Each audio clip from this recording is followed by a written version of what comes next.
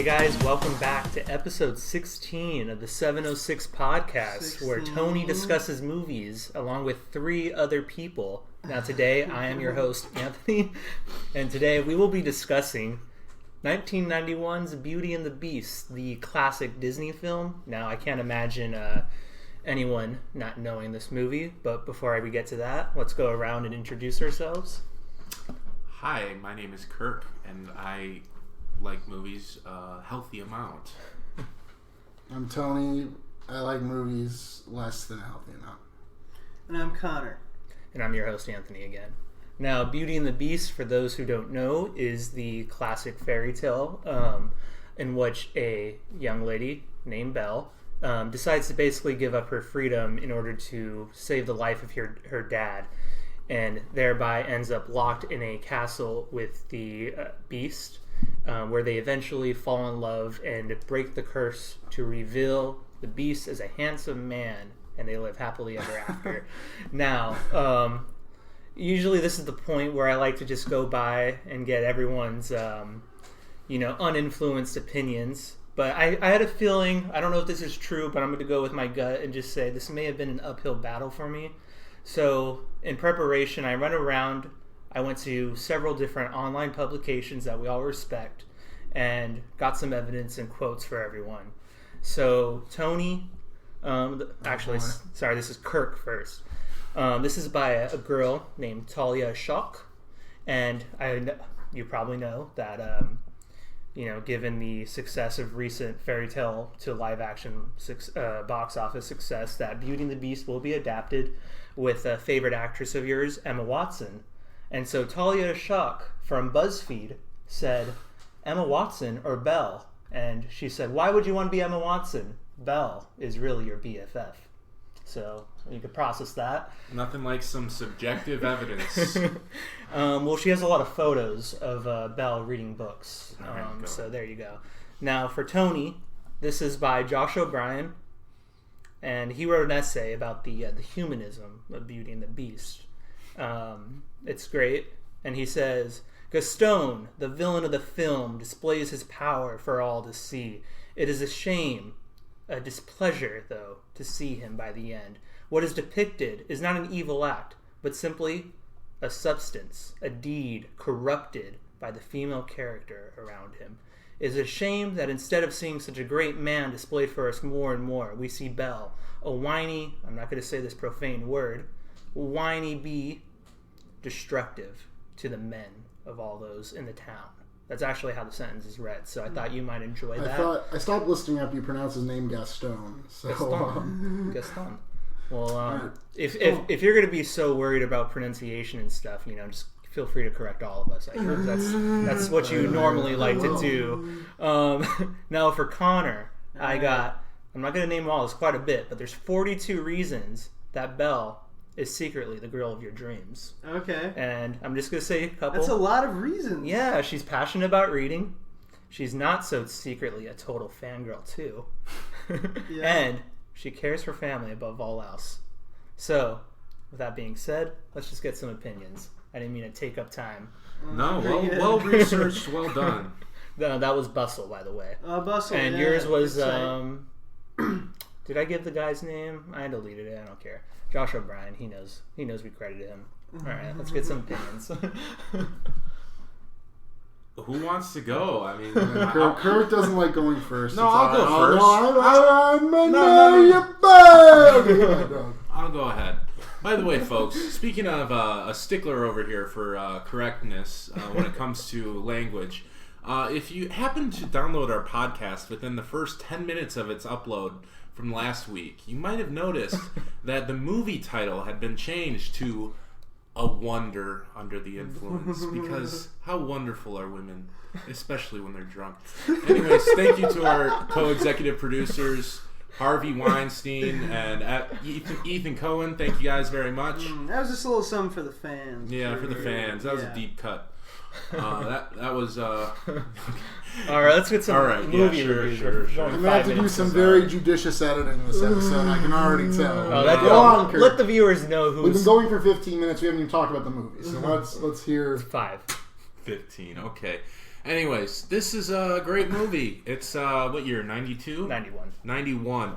It's kind of right in my wheelhouse. I'm a touch older than my co-host here, so I kind of grew up in what I would call the Disney's the Renaissance, as many people call it, for animation, and but this movie, though I watched it many times, of that I'm sure, I never really remembered it fully. Like I could have, I could very broadly brush out the plot of the movie, but I forgot a lot of things. So watching it again was appreciated.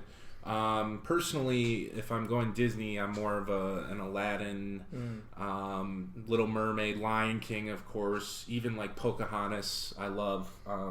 Maybe it's there's that element of exoticism that is somehow is intentionally lacking. It seems from this movie. It's very genteel. It's very conventional, provincial, one might say, as is mentioned in the first song very many times. But and being a critically thinking adult, I look back on this movie and can notice a lot of issues with how it portrays certain tropes and how it conveys the tropes of certain filmmaking minutia, how it tells the story and the story it tells, basically. And so, but I'm sure we'll get into that. Did you see this in theaters?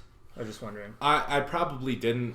I didn't know it was this old. I thought it was like 94, 93. Okay. I was 1 year old. Oh, so sorry, that's right. Yeah, I did not see this. I don't know why in theaters, but I saw it many a time. My parents weren't even born yet when this came out, so I did not see it in theaters either. Yeah, I saw this fairly recently, as I mentioned last week. I saw it like 6 months ago, maybe. Just on a whim. I rented it from my local video store, so it's fairly fresh in my mind. But I enjoyed it much more this time, which I'm not sure why. I think the clear VIPs of this production are Alan Menken and Howard Ashman. Because these songs, man, I'm going to read some songs for you. We got Belle. We got Gaston. We got Be Our Guest. We got the Mob song. We've got the titular song, Beauty and the Beast. Bangers all. These are fantastic tunes. I love them. They're great. Bangers Ball? Bangers all. Oh, I thought you were going for the MTV not show. Headbangers Ball. Yeah. Although, if they put it on, I would most certainly welcome it. No, that'd be an interesting episode. They're just some great tracks, man. They're great Disney classics. This is what people think of when they think of that classic Disney sound. This has got it in spades, man. The opening track is one of my favorites of all time. The Beauty and the Beast, the titular song, again, is probably the most famous song. It's probably the most well-respected. It's won the Oscar or whatever. But I love that first track more. I love the Gaston song, too. It's just the most fun. The lyrics are fun. The music is fun. It's bouncy. It's hippin'. It's hoppin'. I think Gaston is just a great character. I love every second that guy's on screen. It's just a blast. He's so fun. The voice work is amazing. Voice work is so good, yeah. The voice work's so good. Belle, her voice work is fantastic. Belle and Gaston, as far as voices go, those are the highlights. The Beast guy is good. But I don't know, I can probably imagine another voice. Those other two, I can't imagine another voice. But I found it thoroughly entertaining. I thought it was, for what it is, it's super good. An enjoyable, little heartwarming Disney classic. I think it holds up. Just so you know, Jesse Eisenberg voiced the Beast.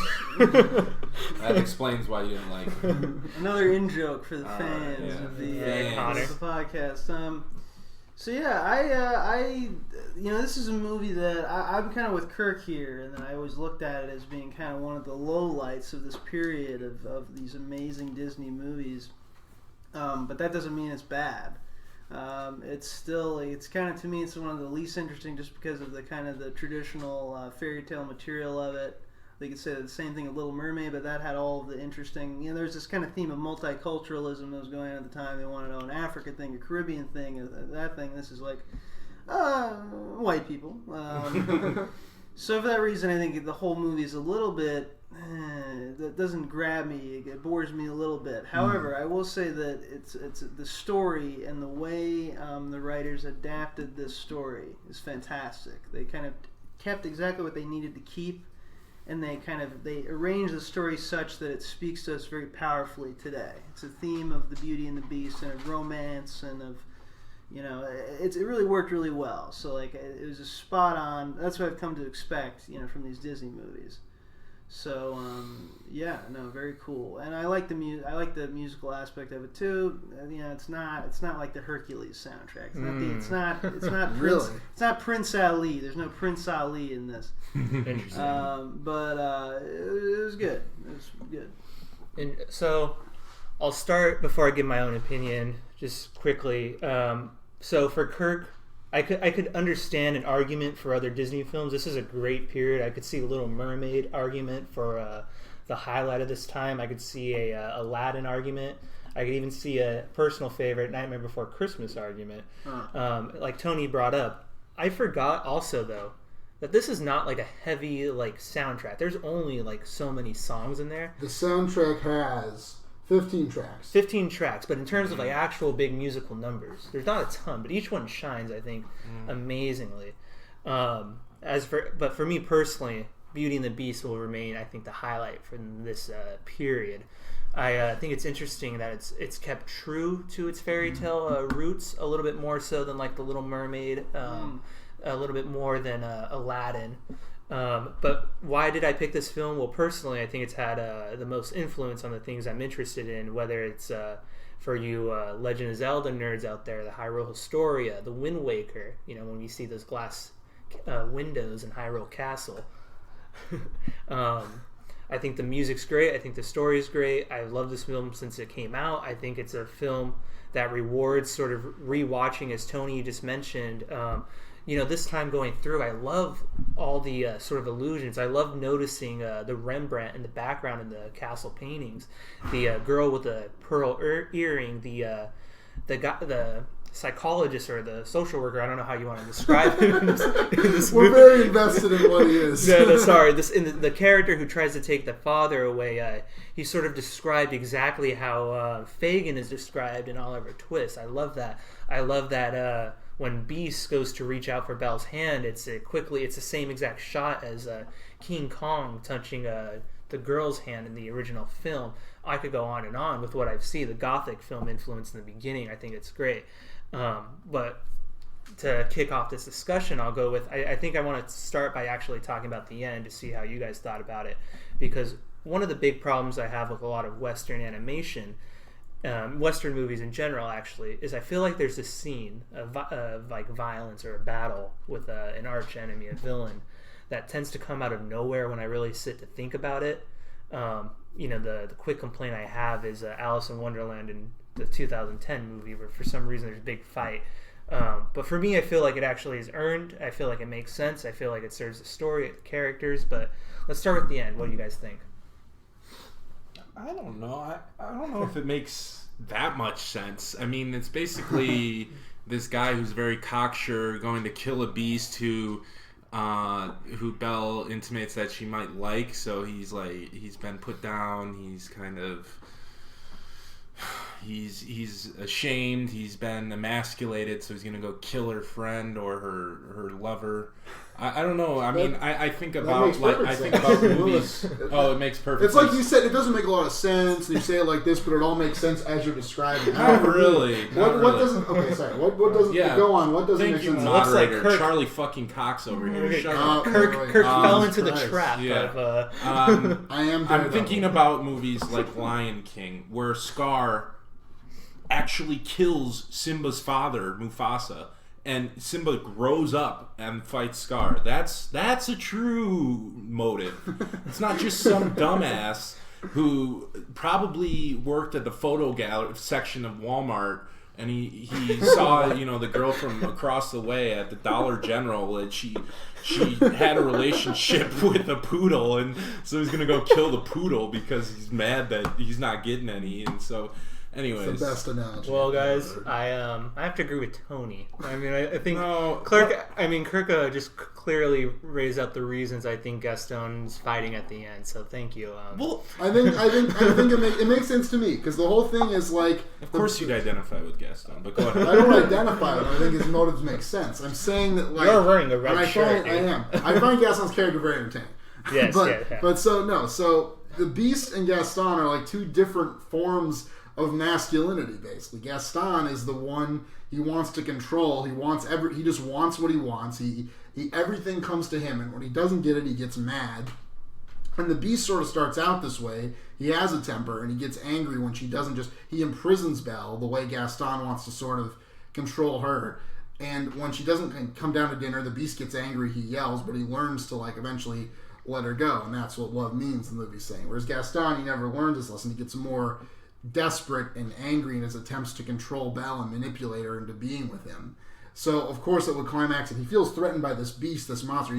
He's all about, that's what the song Gaston's all about. It's about his image as a manly man, as a desirable man that all the women want and all the men want to be. So, if she likes a beast, this foul beast, more than him, of course he's going to want to kill it. He's a hunter. This is all established. To me, it makes perfect sense. The themes of the movie. Is their relationship established? They're on screen together for about 2 minutes. Gaston and Belle? She's just what he wants. She's the most beautiful girl. She doesn't want to be stuck in the town. She wants to leave. But in terms of Gaston, personally, what I like is the one time he says, I'm thinking, it's quickly about sort of the solipsistic attitude. It's all about him, and then he goes, I can't think too much. I have to talk about the hunting. I have to quickly go with my personal gut, selfish decision. Okay, I'm saying, relatively speaking, this, if we're going to talk about how the how the climax comes about, I think this is one of the weaker instances of setting up a climactic battle between two forces. I don't know. What do you think, Connor? In Disney. I do think it didn't have quite the loftiness. It didn't have the build up. In terms of, but we do know from the beginning. I think you see Gaston, and you guys are right that he's this kind of idea of he's a hunter. So he's hunting Belle, and then he hunts Beast at the end. It's kind of interesting. However, it's like. I do think, to Kirk's point, I think it's just a little bit quick. It's a little bit like, okay, this has to happen now. Let's do it. Let's go. It's fine. It's all justified, inside of the plot. I just found it a little bit less interesting than some other Disney climaxes, but that's a high bar to hit. But one thing that is interesting too, we're talking about Beast and Gaston as opposites. They're both kind of big, angry men, which I find kind of interesting. Which, that was sort of my thing. I felt kind of... Well, Beast is like learning to control. I am a big angry man in real life, as you can tell by my voice. So I felt a bit... I felt totally represented in this movie. But anyway, it is interesting. I think that's important. It's like, you can be a big angry man. It's about how you deal with that. Yeah. What do you do from there? Where do you take Beast's journey from the beginning to the end is learning to control his temper, to actually sit back and reflect before... partially going into these actions. I think that's the whole reason he's willing to listen as opposed to Gaston, who's only willing to project. Beast is constantly, actually, even if he doesn't quite follow it from the beginning, he's willing to let the servants tell him to control your temper or to at least sit back. Right. If only we all had servants, then we'd all be able to control our anger. And also, the fact that he's genuinely interested in what Belle says, he's got an ulterior motive. He just wants to be saved. He doesn't want to be in his body. Then he lets her go. And that's the whole point. He can keep her there, but he says no, go. He thinks that's it for him. But he's surprised to see her come back. If there was nothing in it, he wouldn't have gotten to that point in the first place. It's the fact that he was trying. You never heard about this? Is Release the Prisoner game, where you let a girl go, Stockholm Syndrome and then she comes back. I think that for me, the way he lets her go, that to me rectifies that. I don't have an issue with that. Okay. Also, he's not fighting back at all. He could easily be killed by Gaston in that climax before Belle arrives. I mean, he's quite literally being thrown around a ragdoll.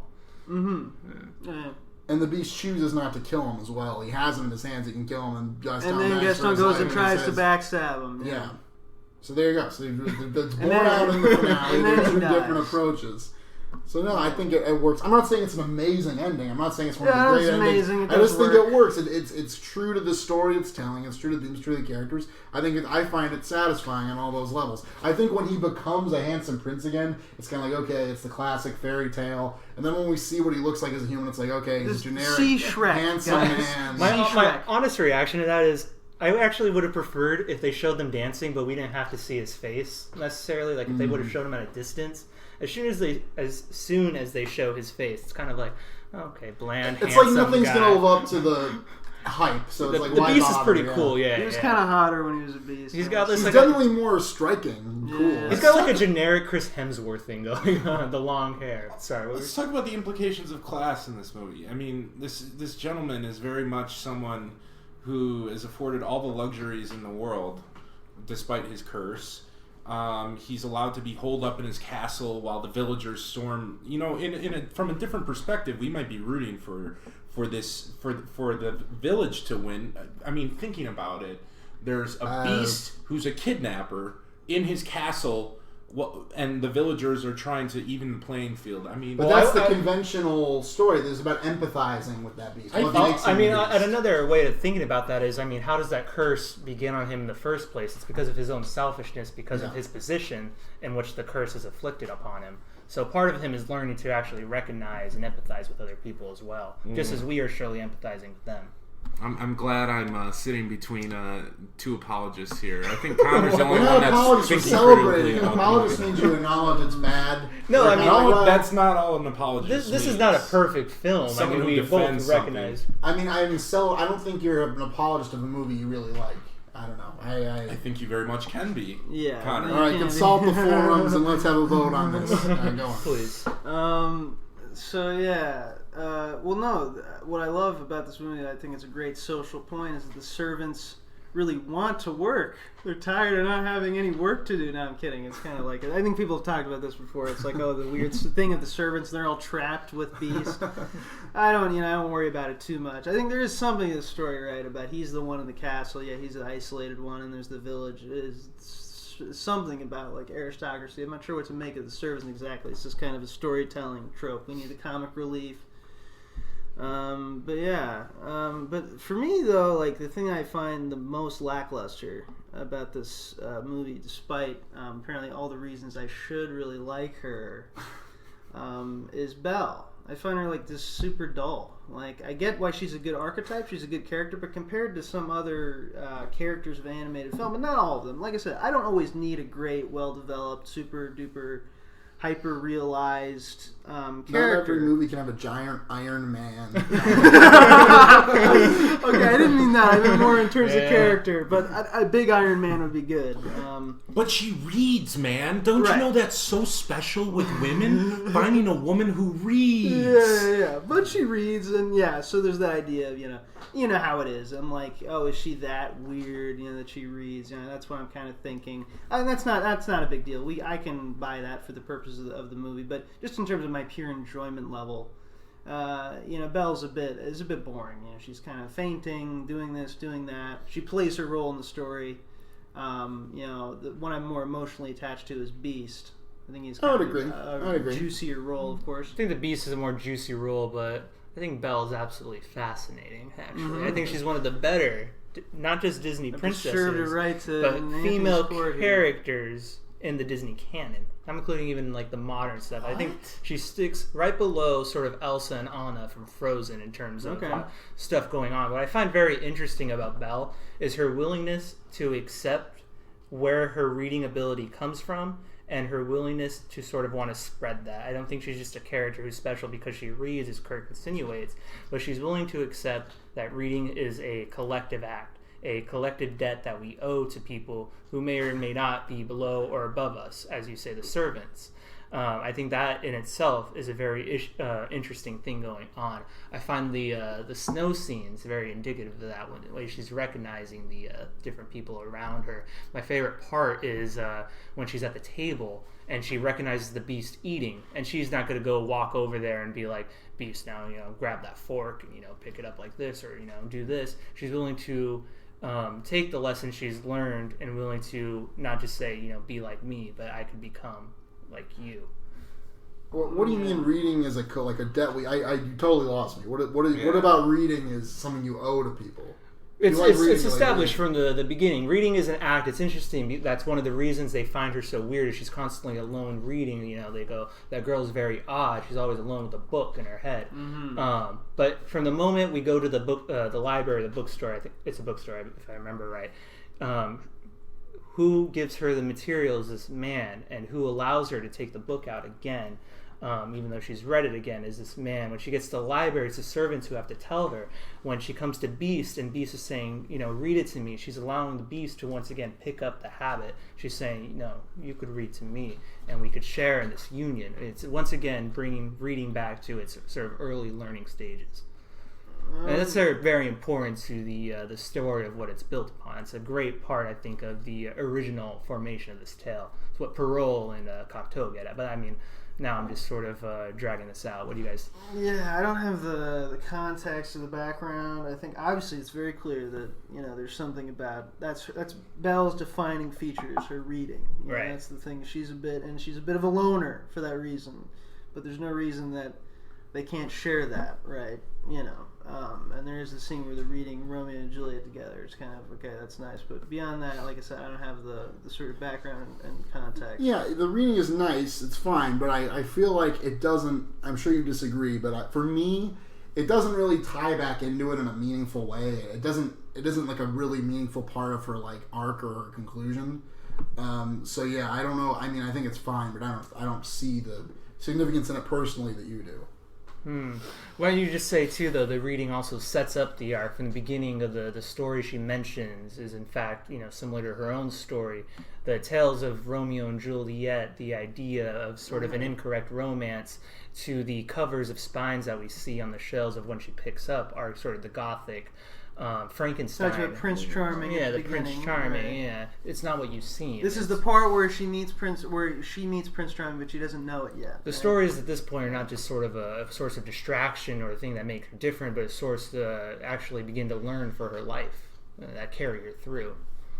Well, what do you think what would you say Belle's arc is, if you had to say it?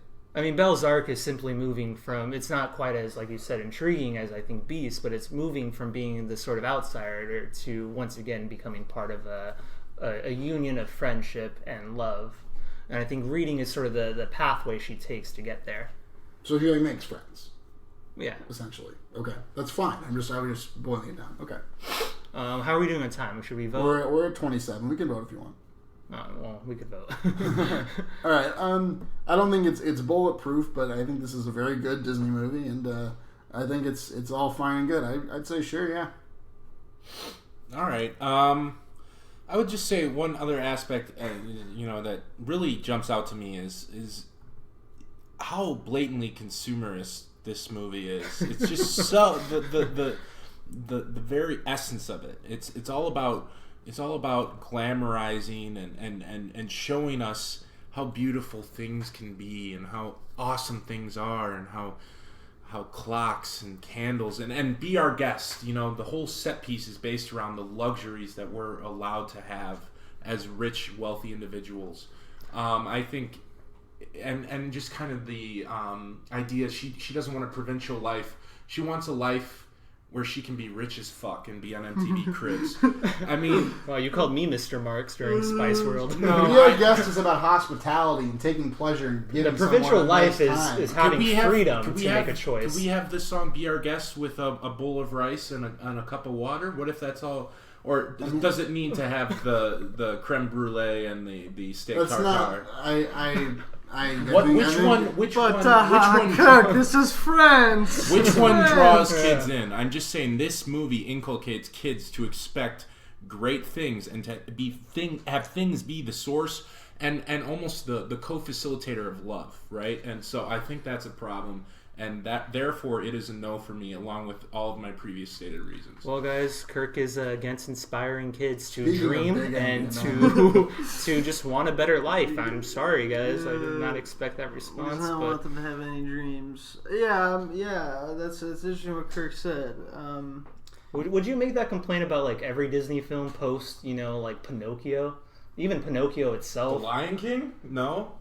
Interesting. What about the musical number "Eat Our Best"? About eating only the best hyenas. What about I Just Can't Wait to Be King? The idea, you're waiting to jump into power. I'm talking specifically about consumerism here. I'm not talking about power. There's a verse that I just can't wait. Yeah, to be king. But I mean the idea in Simba. In that song, he's deliberately talking about the food that they're going to bring in. I think that the magic is provided in this movie through the form of extravagance, elegance, opulence, and I think that's a problem. So go ahead, Connor. Yeah, it's a good movie. It's like, I think it's probably of many Disney movies, it's kind of the thing that most appeals to like adult viewers, I think. But I think if you go to those other ones, you'll find they have a lot too. You kind of just got to revisit them. They all these 90s Disney movies have a lot in there. This movie's no exception, but I think it's not really, it's not very exceptional. It's no, oh, okay. I was about to. Wow, what were you going to say? I'm curious now. I was just going to say, it's no exception, but it's not exceptional, right? It's fine. There are no black people in this movie. Yeah, Kurt, you were off your game. But then, you know what? I think that's actually great because it takes place in Western Europe. This is Western fantasy. Why should there be black people? It doesn't make any sense. If you like, Witcher 3, you hear this a lot. Rice in our mailbox coming up. Yeah, probably. No, I'm totally kidding. I think that's a huge issue. Anyway, but I would say no. Interesting. I would say no for this movie. I'm just gonna say that I feel like there's a lot of movies I want to throw at Kirk as soon as this podcast ends to challenge his point on consumerism, particularly some amazing essays I'm going to send his way. As for Connor, I think he's just bitter over a woman under the influence in The Iron Giant. I think he's in fact under an influence. I won. I won for one under the influence. An Iron Giant. I'm not bitter. I'm not bitter at all. Well, guys, it's a wonder you're not under the influence. Let's just remember, this vote. I voted no to Cassavetes. Well, it's a shame, but a Disney film is not in, and neither is an animated film. So, which is too bad. Well, it's a shame. There's always Iron Giant, folks. As a final note, I think Beauty and the Beast ranks among the 10 greatest animated films of all time. Sure. And let's just move on to the I do enjoy the post-no superlatives. I had mine with Cachet. He has it with Beauty and the Beast. I'm sure we'll all get our turn. Yeah. Right. All right. So, who went least recently? It was probably me, right? Sure. Tony, you just went, didn't you? Or no, you're joking. I might have. What did you go for? Cachet was the last one I did. I think I am the least recent. Yeah. All right. It's up to Tony who wants to go first. It's down. Oh yeah. You know what? I'll let Kurt go first. Okay. Fine, fair enough. Well, I've definitely I've left some enemies in this room after my scathing critique of the Disney movie classic Beauty and the Beast. But I'm gonna turn the shoulder and change directions thematically for this podcast. I'm going to be throwing up a classic. In every sense of the word, 1973, a true progenitor in American horror, that being The Exorcist. Linda Blair, Ellen Burstyn, and some other dudes. The Exorcist is a great movie. I don't think it needs much of an explanation. I think it's an excellent. It captured America and the world during the mid 70s, the early 70s, and for a reason.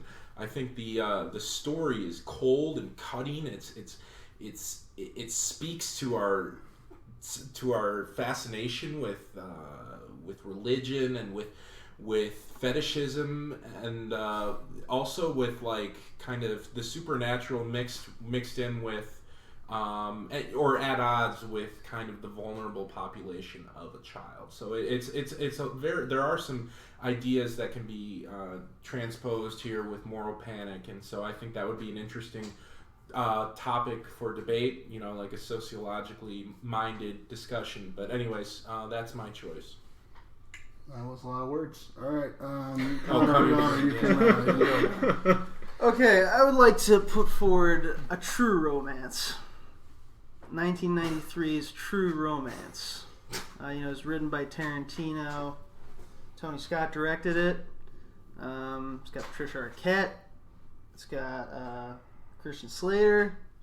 It's a really great movie. It kind of fits into his time. Of course, it's very much, kind of around this time as well, around the same period as we're talking about with this movie. It's interesting, this kind of very cool, trend-setting movie. A pretty good love story, too. All right. I narrowed it down to 3, and I finally picked my movie. I'm going to go with what I originally was going to pitch. This is our first TV movie. It is a work of propaganda about nuclear holocaust. It's called Threads, from the 1980s, aired on the BBC. A famously unpleasant film, but a really cool one, I think. I'm very eager to see what we all have to say about it. Rebuttal. Okay. Go ahead. I'll go last since I went first. You want to go first? All right. So Connor, you had the True Romance. Okay. True Romance. I haven't seen either, and I'm eager to see both. I feel like, The Exorcist is another one. I know I've said this before about things, and it doesn't matter, but it is a movie that has it's been discussed a whole lot. I have kind of a similar objection that I have to what was the one To Kill a Mockingbird. It's just a movie that's very classic and very discussed, and I just don't know how much we would really have to add. True Romance, I feel like, is kind of like I don't know. Isn't it considered like pretty low tier Tarantino? I know he didn't direct it; he wrote it. But yeah, it's kind compared to his other stuff, but it's a really well liked movie too. No, it could be. That's appealing in its own way. It's kind of the opposite of his, so I can see why. I don't know. I think mine is kind of the most different. It's the most different than what we're least likely to go back to it. I think it's a TV movie which we haven't done yet. It's on a topic we haven't really explored, and I think it's just it's very singular. So that's my argument. I guess I'll go. Let me just make sure. I just I got my ears checked the other day by my primary care physician. I don't know. I haven't really tested them out. You can never be sure. Yeah, you can never be sure. So Connor, you suggested True Bromance. It's where Tony and Anthony go on a staycation to a Vermont cottage, and let's just say things get a little hot and dicey. It does sound interesting. That I'll give you. And Tony, you suggested Shreds.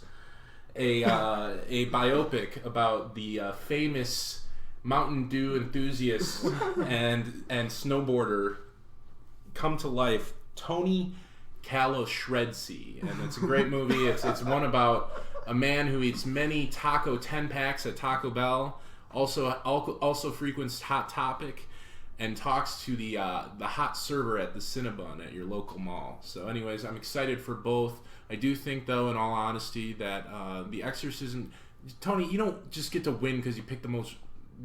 Your argument for it being the most different, that's invalid. Kirk, you've been talking for half the episode. Let's wind it down. Let's give it I've been talking for half the episode. No, I have not. I know that for a fact. Let's check the... If anything, I'm making up for other episodes, like Tony's 5-hour monologue for Cachet. But anyways, we'll go to other people. Oh, snap. So, yeah, both movies sound pretty cool. I've been really psyched I've heard about Tony's movie. I've been intrigued myself. Been really wanting to watch it. This would be a good opportunity.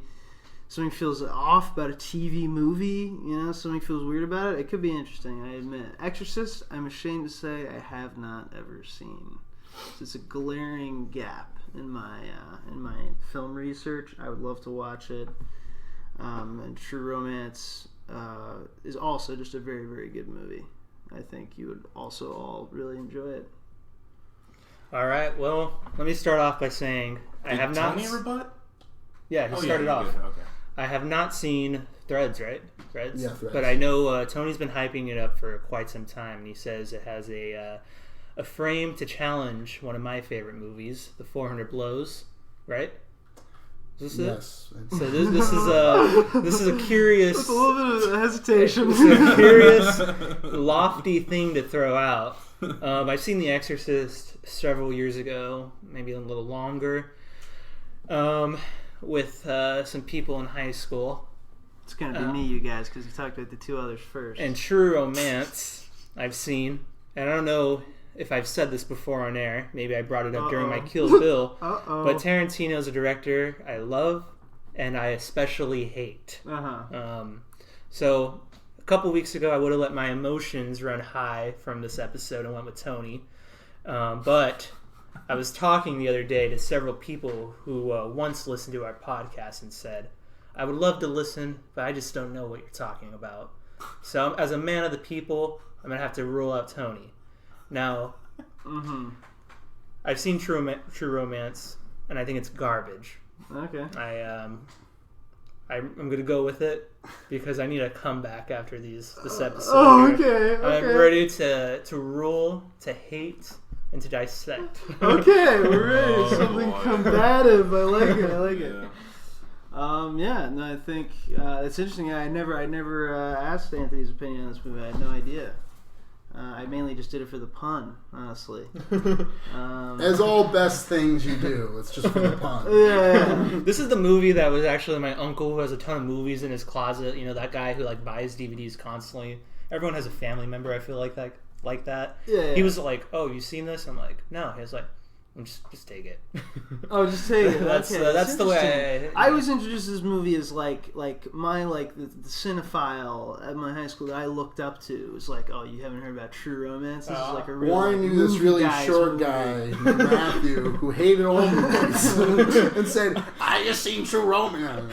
The opposite reaction. What kind of person did you know? What kind of person? I thought Connor suggested True Detective Season 2. I didn't even know. When you said True Romance, the most underrated season of television Tony and I agree. in the past 15 years. And Dennis Hopper's in this one, folks.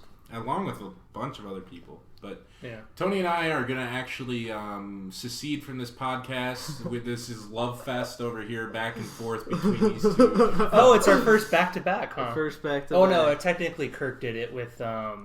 what was Crybaby and then Body of Lies. Oh yeah. All right. Well, that's right. Good times as always. I'm glad to have made a fool of myself once again. Tony, do you want us to get flagged? Tale as old as rhyme. Tale as old as crime. Doves as old as time. Tale as old as time. All right, let's end the thing.